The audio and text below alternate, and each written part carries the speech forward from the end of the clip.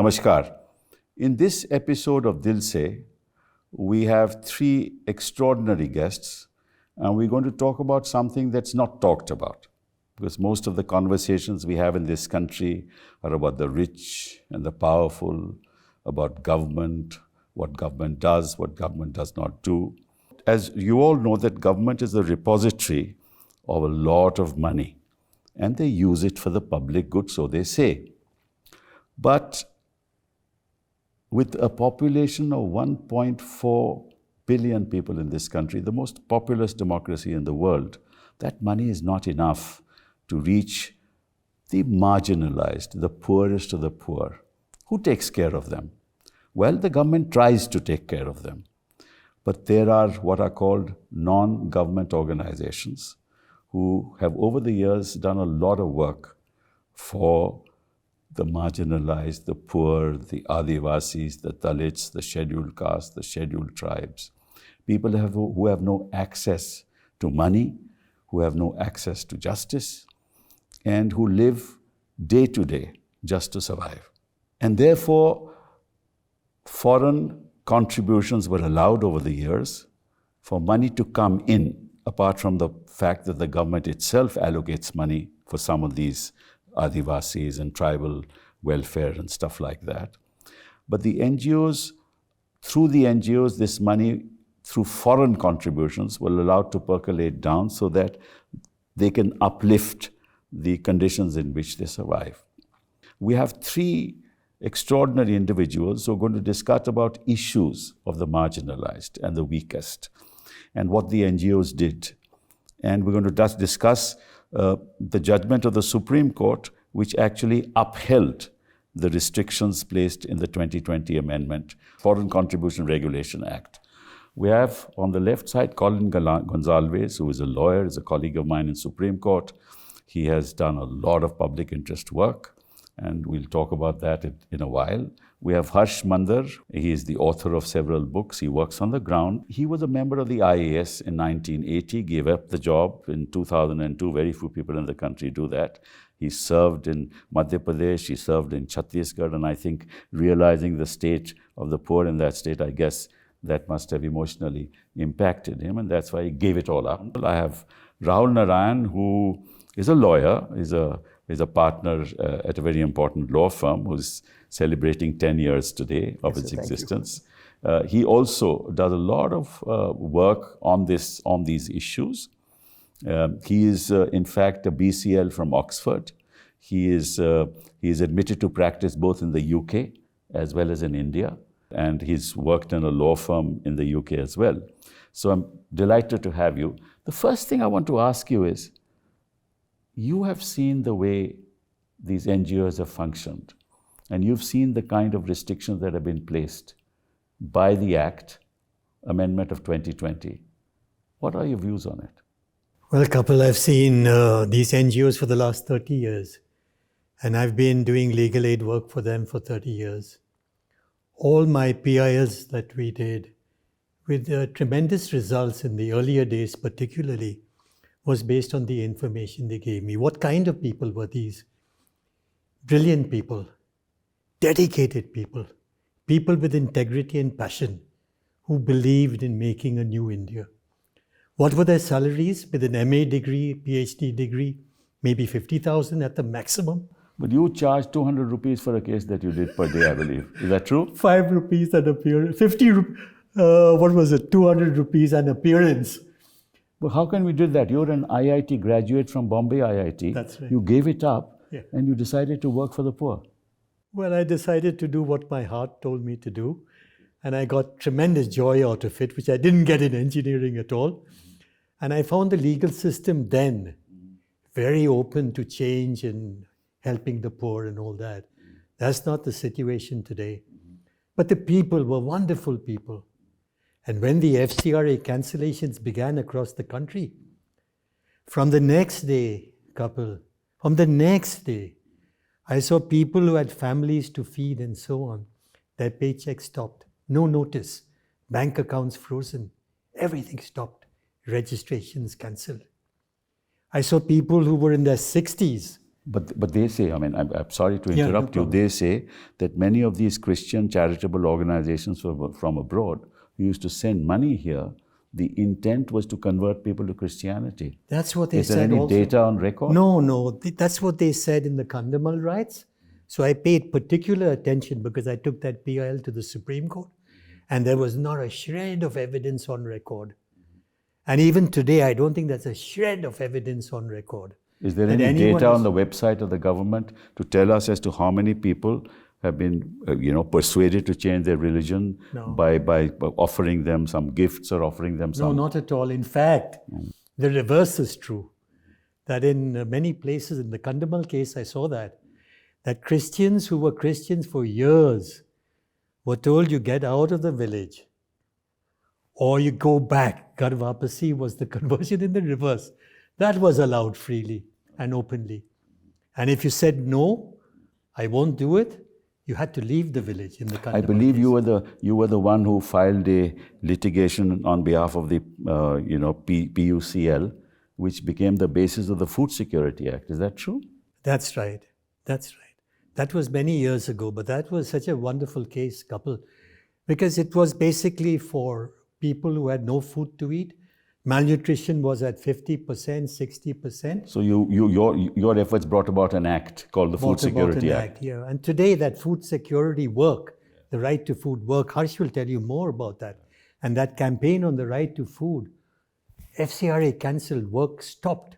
So all the work taking place to educate people on their rights, PILs to get them food, maternity benefit for pregnant women, all stopped, all crashed. Harsh, you've been in Madhya Pradesh, you've been in Chhattisgarh. Your heart obviously was moved by what you saw. What did you see, and what's been your journey like? India is a democracy, but its inequalities. I think we've lived with inequalities for much too long.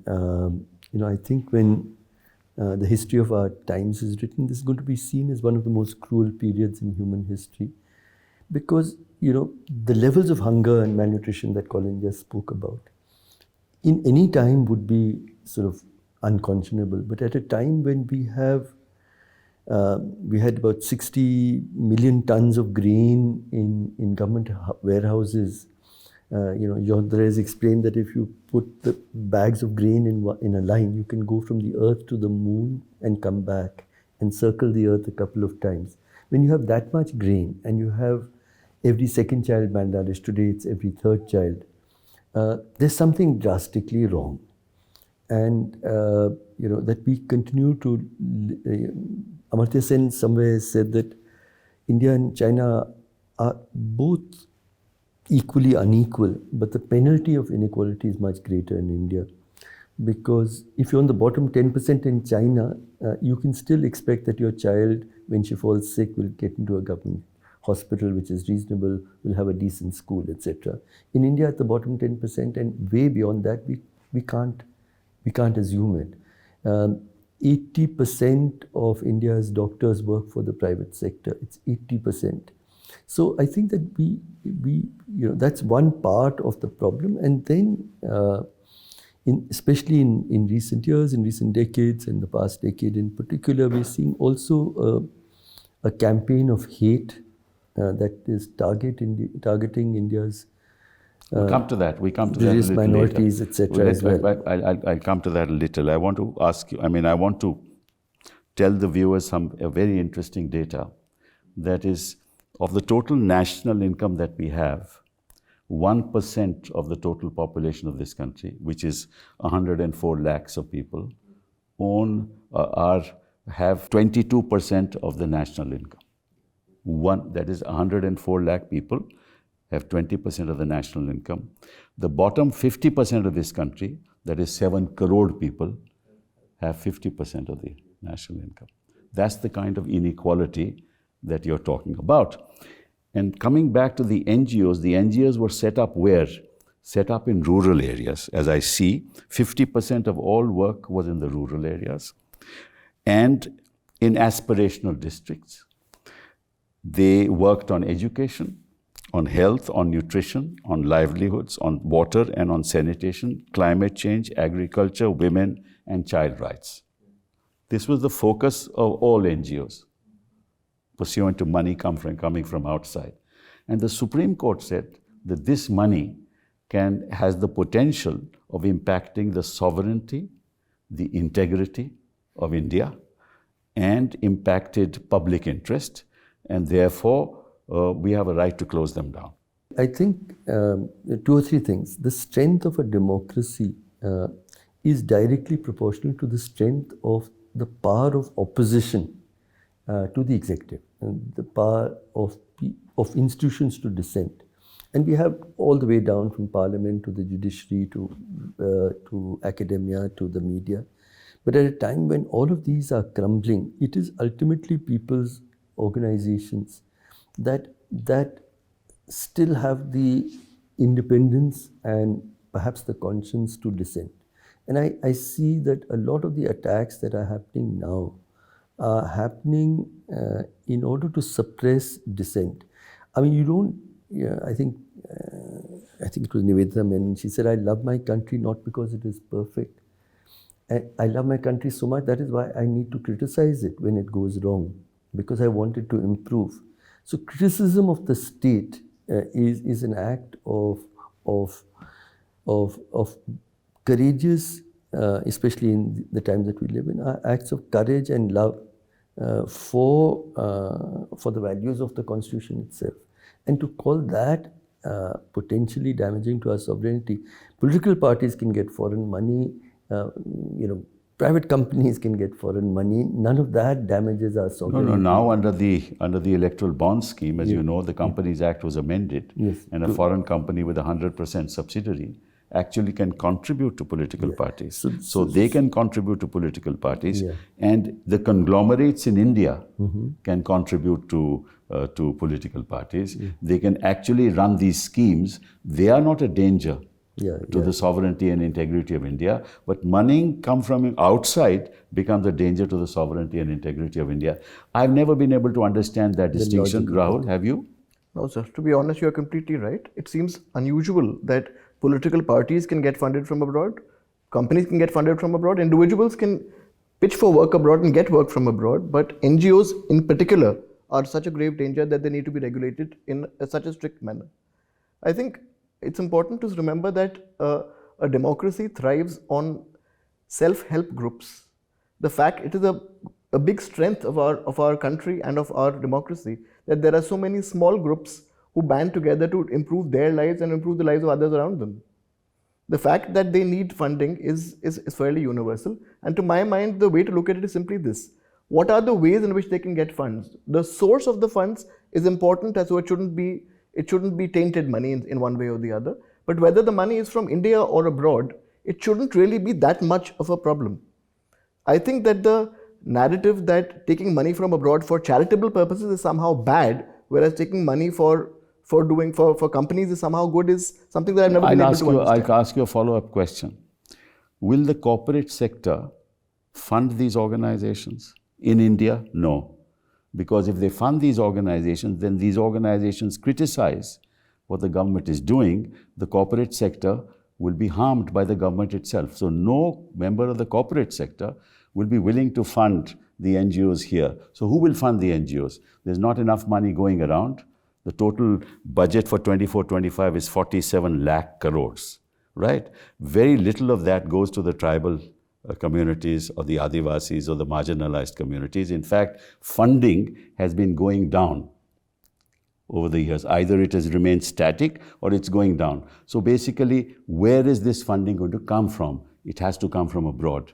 There is no other way in which this can be funded. And let me tell you a statistic which you'll be surprised with. In the 2012 report of the Ministry of Statistics and Program Implementation, civil society organizations, these NGOs, accounted for 27 lakh jobs and 34 lakh full-time volunteers, generating employment figures higher than the public sector. But it's not surprising. And this is a 2012 figure. I don't have the latest figure because I don't think that's been collated. It's not in the public domain because I wanted to give you official data. So not only are these organizations helping the marginalized and the poor, they're also creating jobs in the country. Now, I don't see the reason as to why this funding should be stopped if they're doing such good work. And if there's an organization that is violating the law, the government must go after it. There is nothing on the website of the government saying that this organization has violated this law and therefore we have frozen its assets. There is no website of the government. No. Right? There's a general story that the NGOs are doing something hanky-panky with foreign money. General story. But you will never find Organization A misused money to this extent for this purpose. Organization B is anti-national because it did this.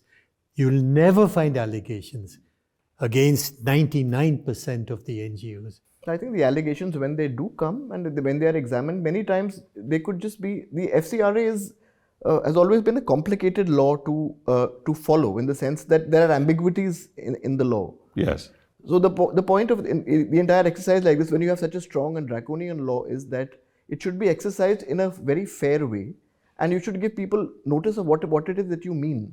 If you change the interpretation of a particular clause and say retrospectively, "Hi, you've done this, therefore I'm going to come after you," it's also not a fair way or a proportionate way to go about it. Now, let me just talk about the restrictions that came about through the amendment of 2020.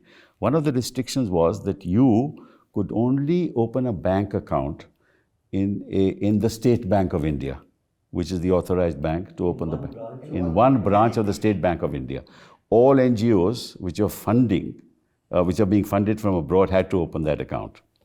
Okay, and you had to have a utilization account in another nationalized bank, and every penny of your expenditure had to be explained, right? Now that's a Herculean regulatory framework, which is very difficult to follow and difficult to implement. And you must have had experience. That's absolutely right. And we all thought that it was a very unusual requirement for a country of more than a billion people, the seventh largest country in the world, and only one bank account, where you could open the largest country in terms of population in the world. The largest country in terms of population in the world, and foreign contributions to NGOs would be allowed only if they opened that account in that one particular place. And what's even more important is that NGOs can come in all sizes. Organizations that obtain money could be very large, they could be very small. If you are a 5-man organization, a 5-woman organization in Odisha, who's doing stuff for rural women, would you then depute somebody to come to Delhi, camp outside the SBI, which will have to deal with 16,000, 20,000 applications, open that account? How would you be able to justify it? And in particularly, remember, there's also a restriction that only 20% can be used that for will come to later. The other follow-up question is that when you open an account, now you have to spend that money. Now you have to spend that money in the area, maybe a rural area in Odisha, maybe a rural area in Madhya Pradesh or whatever. Now you have to have a bank there, and you have to withdraw money. Now, an organization which is funding from outside must have then offices all over the country to be able to service the fund, right? That's impossible. No organization would like to come here to do that. And therefore, and just to give you a figure so that the people of this country should know, that since 2019, 20,699 NGOs registration has been cancelled. 20,000. Yeah. So we are left with 16,875 registered NGOs in this country now.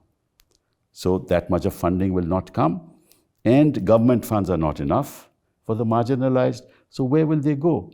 And the average income of a marginalized household, the leading member in the marginalized household doesn't earn more than 5,000 rupees a month. That's the state of affairs.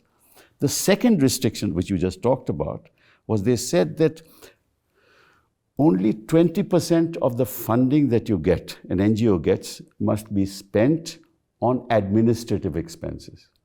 Previously, the limit was 50%. They've reduced it to 20%. Now, how does an organization manage that? That's the question that you were even... Exactly. The simple point is they find it very difficult to. Organizations like this also need good people. If they need good people, they need to pay those good people, for example. If, for example, they wish to participate in a mela of the government of India, they need to buy that space. they need to spend on all kind of things.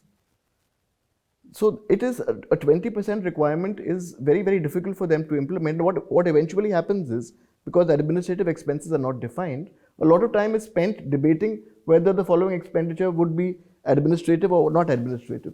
So you get out of the work of doing what you're supposed to do and spend all of your time in compliance. Right. A kind of, an unusual kind of new license Raj. So sometimes the restrictions are such that the object of bringing in the money and serving people at the bottom of the ladder is lost. Yes, it is. And you must have seen that, Harsh. Yeah, repeatedly.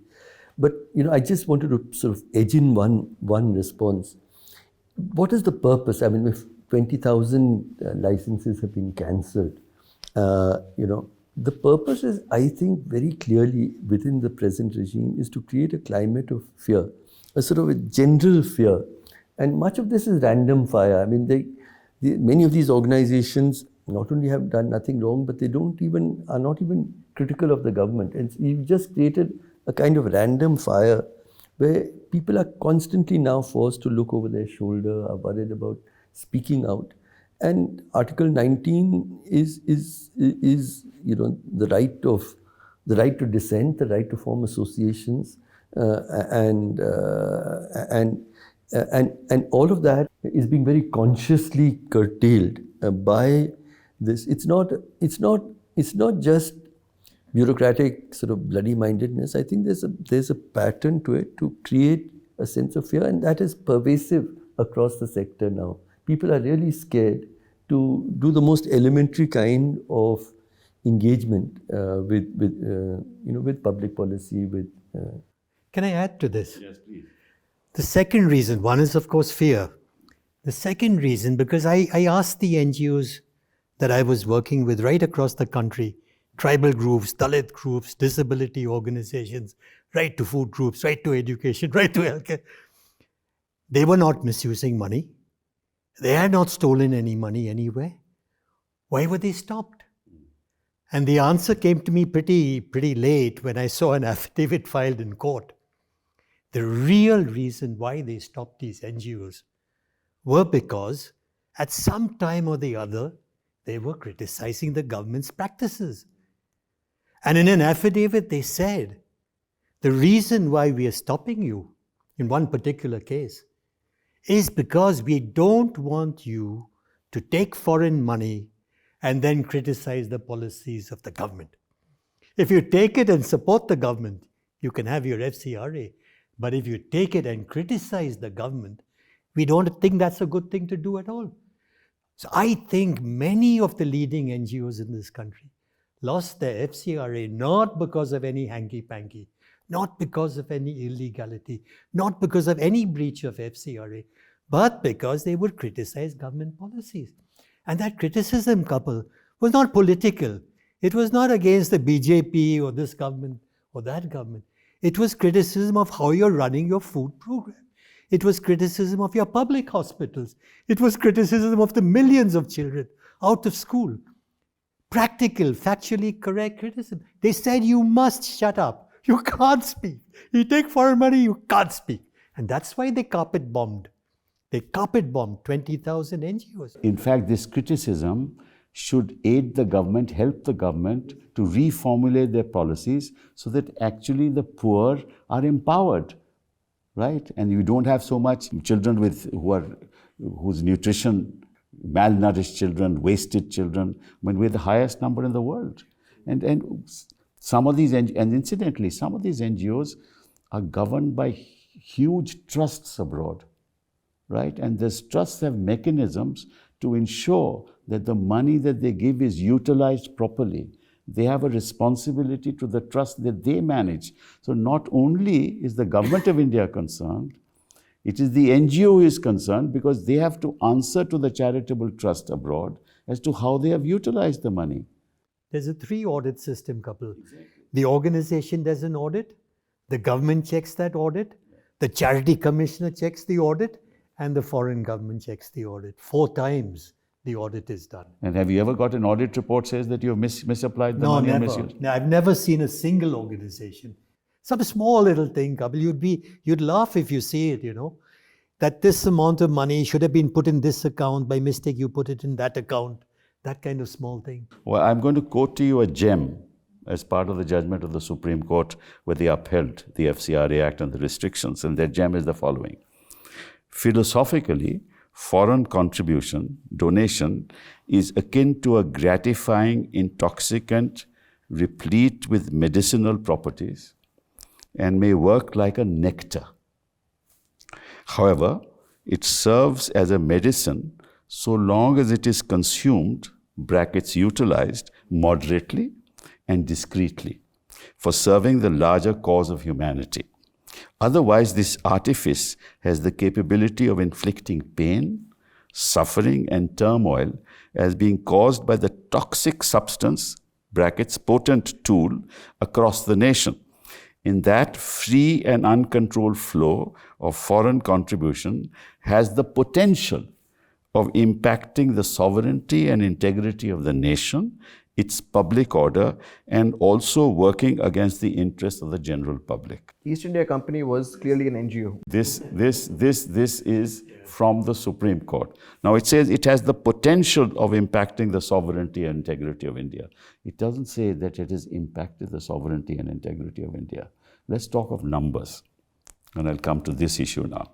The total number and the average contribution to an NGO is about 1 crore odd lakhs. Correct. Right? Correct. Right? Over the year. Yes. So the total, if you have 16,000 NGOs, you'll have 16,000 crores in 1 year. Okay? And your total budget is 47 lakh crores. And this 16,000 crores is targeted at the marginalized. Now, how is it ever going to impact the sovereignty and integrity of India and public order and public interest? I have not been able to fathom. And there is nothing in the judgment that even suggests as to how it will so impact. No. And give one example of any NGO in this country, one prominent example, whose work impacted the sovereignty of India. Government of India will be hard-pressed out of the tens of thousands of NGOs to give, say, 10, 20, 30 cases and put it up for public scrutiny. Government will be very hard-pressed. Is the sovereignty of India, you think, so fragile that it can be impacted by that? That's right. Is it possible? It is fathomable? And this court actually had no data before it. It was a fanciful statement. It had no data to show that we were undermining sovereignty and integrity of it. And increasingly, they're also talking about economic sovereignty, which means actually, if you're criticizing a government for displacement of large number of tribal people, or you are critical of the labor policies of a particular government, environmental policies, those are seen as coming in the way of growth and therefore against the sovereignty of the nation. So it's a very perverse The irony understanding. is, of course, that if tribal people or rural people or workers are fighting for their constitutional rights in court, Yes. that should not be construed as being against the Constitution of India or the government of India. It is one thing to foment riots. It is another thing to, I don't know how it is possible, but maybe to be on the borders and let strange countries come in. I don't know but how NGOs can do that. But it is something very different when the accusation relates to empowering people by informing them about their rights. Now, I want to ask a broader question. If there is concentration of wealth in the hands of 4 or 5 big corporations in the country, I think that's a threat to the public interest. It's a massive threat to, in fact, the integrity, because that money can be used. It's so powerful. And nowadays we are told, and I've seen some of these TED Talks, they say that the new empires of the world are not going to be countries, but these big behemoth giants which flow information beyond boundaries, right? Information that they can manipulate. Those are the real ones that can impact the integrity and sovereignty of India, not money that helps the marginalized and the poor. I mean, that's something so unfortunate that as a nation we think like that. I want to give you some figure. This is the status of the marginalized communities. These are official figures when I give them. Tribals and Dalits stand out as some of the most economically disadvantaged groups in India, with 35% and 25% respectively falling below the poverty line. Data from the Socio-Economic Caste Census 2011 reveals that 83.55% of scheduled castes and 86.53% of scheduled tribe household, the highest earning member earned less than 5,000 rupees a month. Dalit and Adivasi households earn 21% and 34% less than the national average household income, while upper caste households earn nearly 40% more than the average. This is the state of the marginalized, and you want to make sure they don't even get the little funds that flow from charitable organizations. I think this is a very, very sad state of affairs. Now, what do we do about it? The Supreme Court has now held this. The FCRA is good law. And the political parties don't talk about it, because the political parties supported it in Parliament. And people don't have a voice. And those who had a voice are made to shut down. Oxfam is shut down. CPR is shutting down, right? Many of your organizations are all shut down. So the big funders are shutting down. They don't want to, suffer the hassle of these kind of acts. And they don't want to be blamed and accused of being anti-national. So the funds will be a trickle now, and ultimately there'll be social unrest, right? And that's not good for the country. Yeah, and one more thing, Kapil, to add to all this, is the fact that NGOs today don't have the confidence that if they go to court, they will get a serious and sympathetic hearing. 10 years ago, the situation was different. They would go. They would have confidence in the court.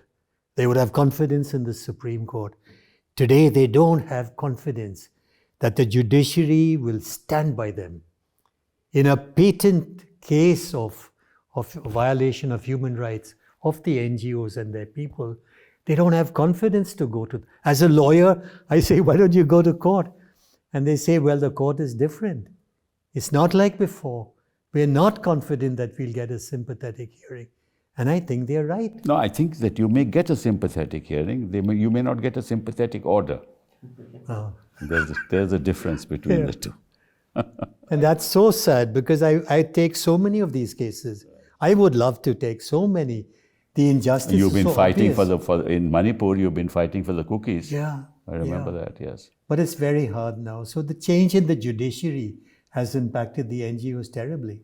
I think the truth is that there are safeguards in the law which ought to be strictly enforced. And a famous Supreme Court judge said that the history of liberty is the history of insistence on procedure. So reasons to believe, materials on record, a lot of this gives enough for people to fight on principles of natural justice. And also the fact that strict provisions of the law have to be construed in accordance with the Constitution. So if, for example, if the allegation against you could be as simple as that you're publishing news programs, although entities which accept foreign funds are not allowed to publish news programs. Or academic papers which are critical of the government. That's what I'm saying. Academic papers are not covered by news programs. I think that should be a fairly easy interpretive call for the courts to take if and when these cases do reach before them. I think the truth is that, and also I think the larger point is simply this: people band together for all kinds of things. There are corporations which do a lot of good as well. There are NGOs which do a lot of good. I think that the general principle of funding towards them should be similar in the sense that it should be proportional. The dangers which each has can also be proportionally dealt with. I mean, a lot of the... No, there are systems in place that can deal with the dangers. That's not an issue. Because you have the act which says if you want to convert somebody, you'll be prosecuted. So you have systems in place, right? So therefore, why should be afraid? Any NGO which does any of this must be dealt with. But why should the NGO who wants to serve the communities, why should they be stopped by these kind of regulations? That's a very serious issue. Don't stand in the way of a good thing. That's correct. Help people who you can, and not impede the path. Well, I'll give you a personal example. It's very interesting. I'm a member of parliament. Now, if somebody invites me for a talk abroad, as you know that as a member of parliament, I cannot take any foreign contribution. naturally, and rightly so. I mean, I cannot be funded by a foreign contributor. I cannot take money for my election or otherwise, and that's a good thing. Now, when I go abroad, somebody will, have to pay for my travel, right? He'll also have to pay for my, staying abroad for a couple of days if I have to give a lecture, right? And they'll be naturally hosting me there. Now, that's foreign contribution under this Act. So I have to take a clearance from the Ministry of Home Affairs. So I'll have to give them, the Ministry of External Affairs will not give me a clearance, will not give me a no objection. And this takes about a week's time. So what happens is the Ministry of Home Affairs will ask you, what is your program? Then I have to give a brochure. This is my program. What's the topic of why you're going abroad? Now, in a democratic country, I mean, you must have some confidence in your member of parliament that he's not going to go abroad to destabilize this country. He's not going to go abroad for anti-national activities. Even this amount of confidence they don't even have in their own members of parliament. This is the mindset of the government that I'm talking about. If this is qua us, you can imagine their mindset qua your NGOs. And the problem is of mindset. And that mindset becomes even more static if the court does not interfere. But Kapil, again, I want to underline something. To simplify, there are two kinds of NGOs. One, which is dedicated to providing services, which you've been talking a lot about. You're providing health services, educational services, you work for the Adivasis, etc. But there's another kind of organization which sees itself as being vigilant about public action, which will talk about this is wrong in public policy, this is what needs to be done for workers, this is what needs to be done for environment, etc., for gender rights, for Dalit equity, etc. I think the government is even more repressive with regard to the second. And that is part of not wanting. So now they're controlling in universities what you can research. I mean, it's really absurd when you think of Rabindranath Tagore had said, where the mind is without fear, where the head is held high, where knowledge is free, where the world has not been broken up into narrow domestic walls. I mean, we've gone so far away from it, especially so in the last 10 years. So I think we have to understand that it's not a random attempt to sort of cancel 20,000 licenses. It's an attempt to control the public discourse. Anything that is not celebrating the actions of the government, but also increasingly the ideology of the government. Well, what can I say? I can only thank you for an absolutely robust discussion. This is a conversation where information is given for people to know what's happening on the ground, right? This is not to criticize anybody, not to point fingers at anybody, but ultimately it's to improve the environment in our country that all of us, the poor, the marginalized, the corporate sector, everybody works for the future and for the good of the country. So thank you very much for being with me today.